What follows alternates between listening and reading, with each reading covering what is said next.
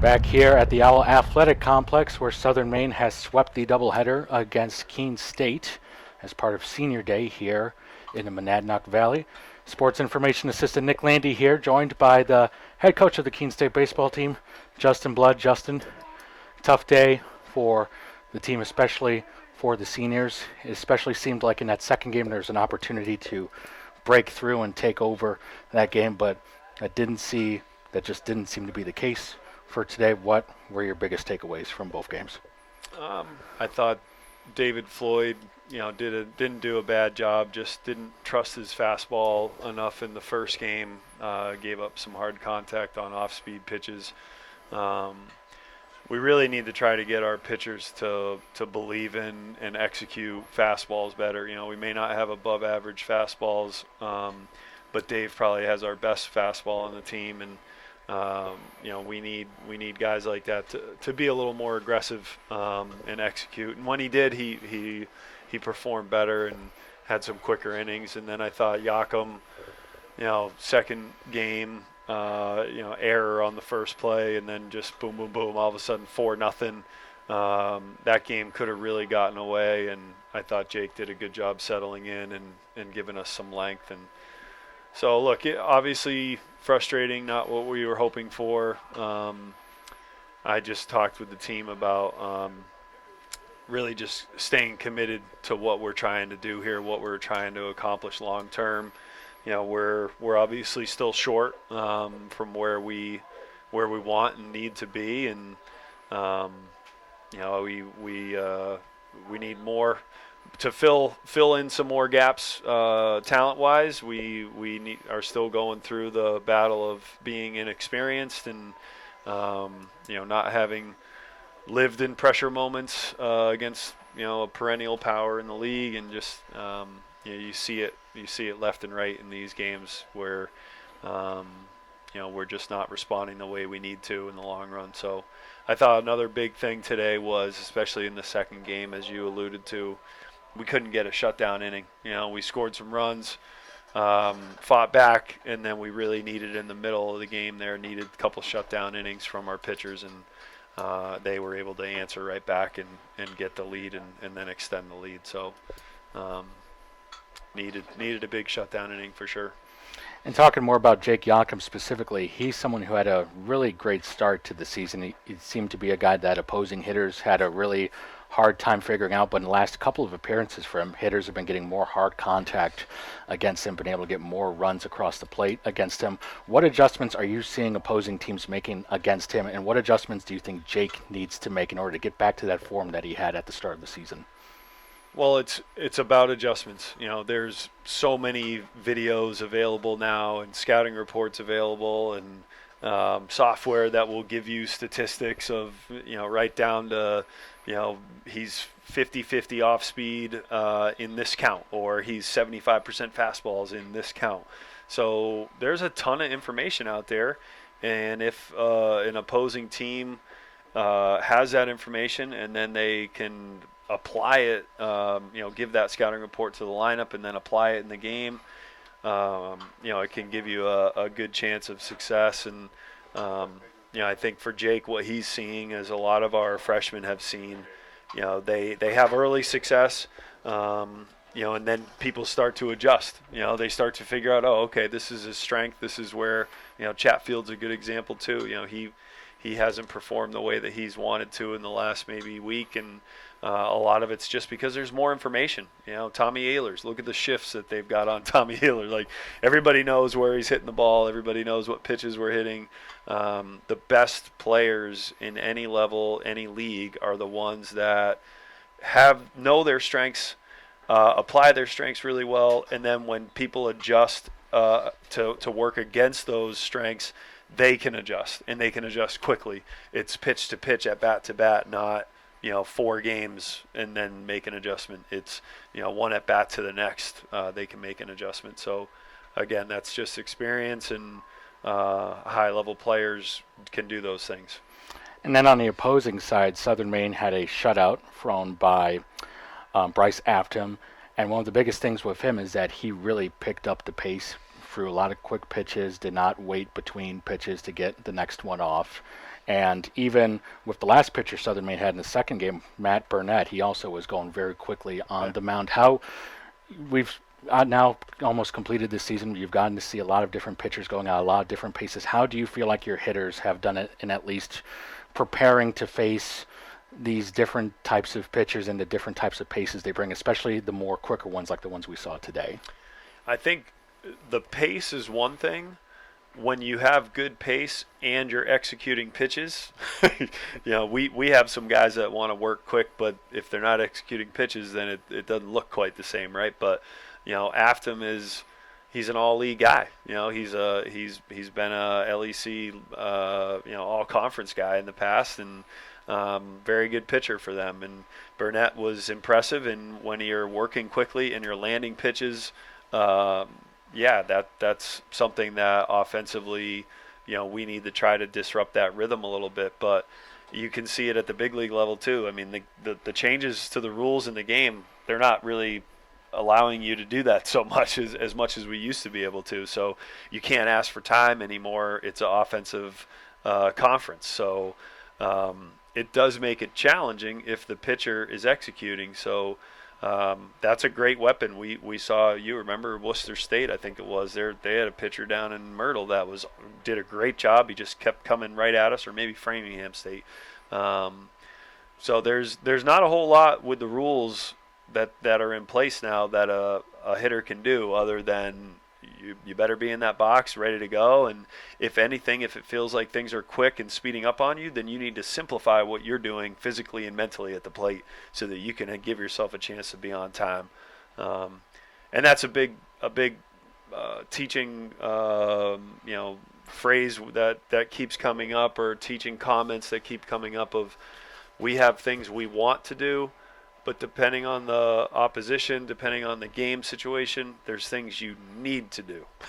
And they don't always line up. And the best players, the best teams can morph. They can morph throughout the game and do what the game dictates, especially if a team is able to shut down your strengths. A couple more questions here with Justin Blood, the head coach of the Keene State baseball team. Justin, you mentioned this in your first response about how your team struggled to get some shutout innings after coming back to tie the game in Game 2 of today's doubleheader.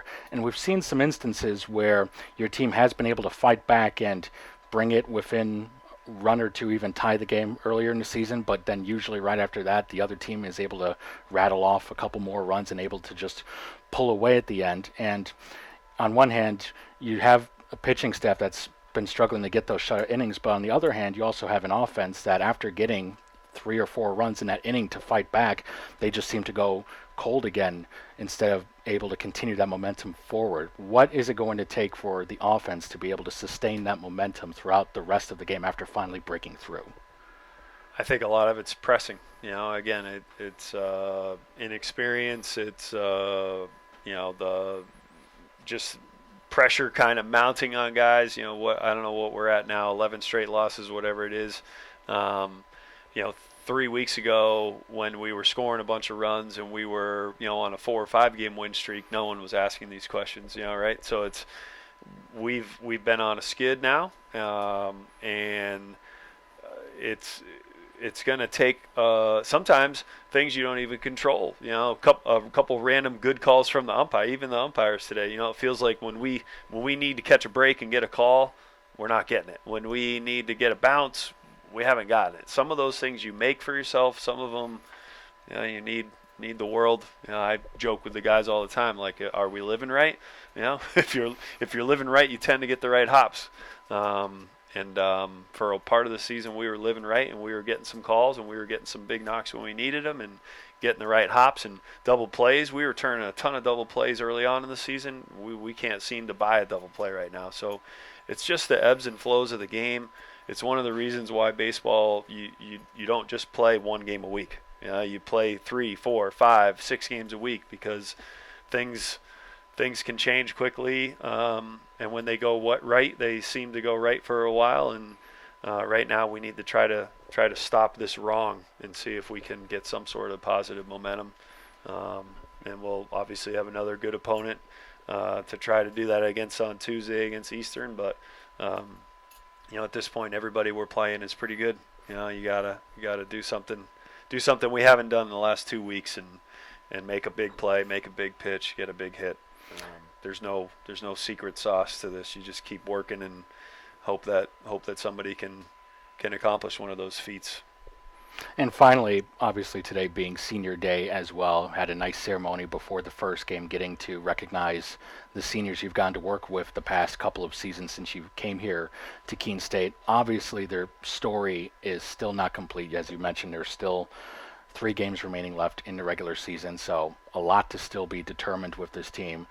But ultimately, how should this group of seniors be remembered here at Keene State? I just told them in the huddle that they, make sure that however long, this remaining stretch is, and I don't know what happened in the other games today, so I don't know what realistic chance we still have or don't have to get in the tournament. But, I said, look, you got a certain amount of time left. Keep doing what you have done for the last year and a half, and they've set a great example. They've done a great job in the classroom. They've been very willing to go out in the community and engage. When we were talking with Bob Simpson before the game about his donation for the batting cages, Malik Pearson and Mark Barrett were 2 guys that just randomly happened to be here the day Bob came for a visit with me. And I said, look, it might have been his interaction with them that got us the donation, not me, because he was very impressed by their willingness to come and introduce themselves and talk to him, and he got a good feel from them. So, I think this senior group, gone through COVID, they've gone through struggles on the field, the coaching change.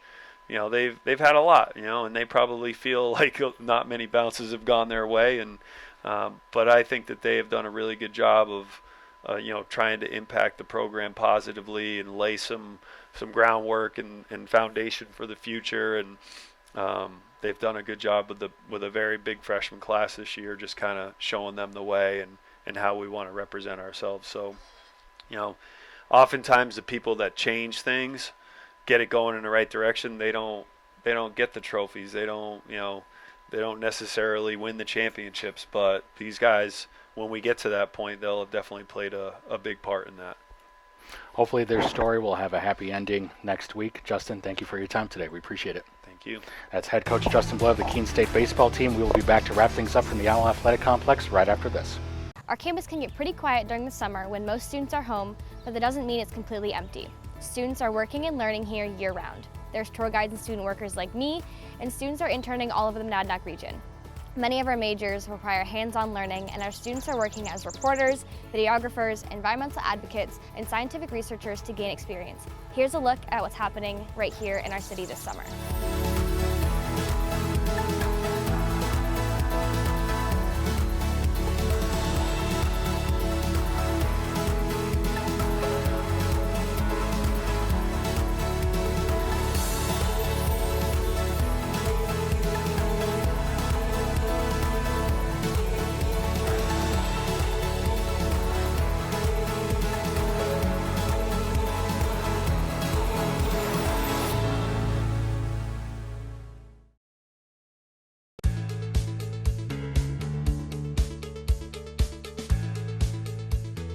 Being a part of the different activities and organizations that I've been a part of, I'm actually able to see myself where I'm like, hey, I actually can make a change. I'm one person that can make a difference. Division III has helped me to develop teamwork skills, critical thinking skills, time management skills. It's not just about basketball, or it's not just about school. It's about developing yourself as a person altogether.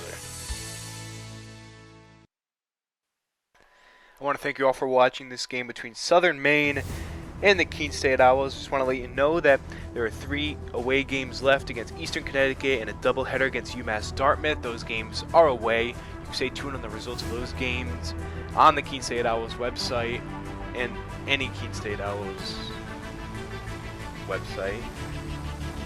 So you can stay tuned. There is women's lacrosse and women's softball. You can stay tuned on the Owls Media Network and the Keene State Owls YouTube channel. Thank you all, and good night. Robbins with the pitch. Ball's cut on towards left field. Over towards, that ball's gone!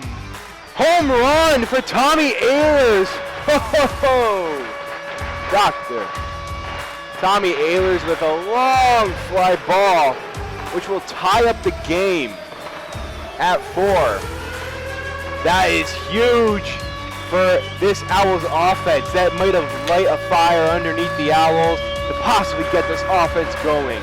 Now they have an opportunity to take a lead. Robbins tried to sneak a fastball inside, and Ehlers just went with it.